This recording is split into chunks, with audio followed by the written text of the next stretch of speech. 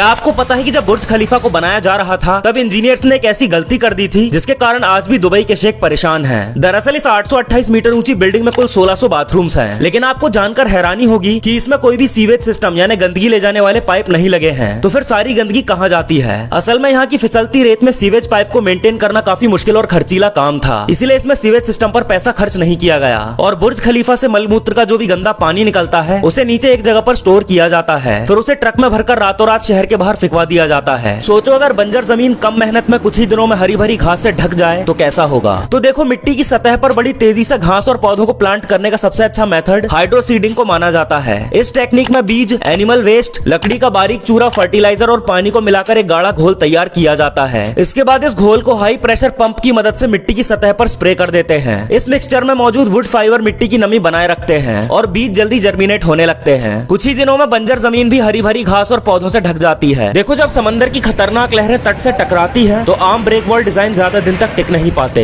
इसीलिए इन लहरों को रोकने के लिए एक यूनिक स्ट्रक्चर का इस्तेमाल किया जाता है, जिसे टेट्रापॉड कहते हैं। ये भारी कंक्रीट ब्लॉक्स ऐसे डिजाइन किए जाते हैं कि जब लहरें इनसे टकराती हैं, तो उनकी ताकत चारों तरफ बढ़ जाती है। हर टेट्रापॉड का वजन करीब 25 से 30 टन तक होता है और इन्हें स्टील मोल्ड में कंक्रीट डालकर तैयार किया जाता है। इतने भारी होने की वजह से इन्हें क्रेनों की मदद से समुद्र किनारे लगाया जाता है ताकि ये बिना हिले डुले तूफानों का सामना कर सकें। कुछ जगहों पर बिल्डिंग्स बनाने के लिए ईंट की जगह इस तरह के एएसी ब्लॉक का यूज किया जाता है, पर जब बिल्डिंग 7 से 8 रुपए वाली ईंट से भी बनाई जा सकती है तो लोग इतने महंगे एएसी ब्लॉक का यूज करके अपना नुकसान क्यों करते हैं। तो देखो, बिल्डिंग कंस्ट्रक्शन में इन ब्लॉक्स का इस्तेमाल 3 कारणों से किया जाता है। पहला तो ये कि इन ब्लॉक्स का वेट नॉर्मल ईंट के मुकाबले आधा होता है, जिस वजह से बिल्डिंग का डेड लोड 50% तक कम हो जाता है। दूसरा, ये ब्लॉक्स ज्यादा साउंड प्रूफ और फायर रेसिस्टेंट होते हैं, जिससे बिल्डिंग में आग लगने के चांसेस भी काफी कम हो जाते हैं। तीसरा, इसका बड़ा साइज होने की वजह से कंस्ट्रक्शन जल्दी पूरा हो जाता है, जिससे समय और लागत दोनों में बचत होती है।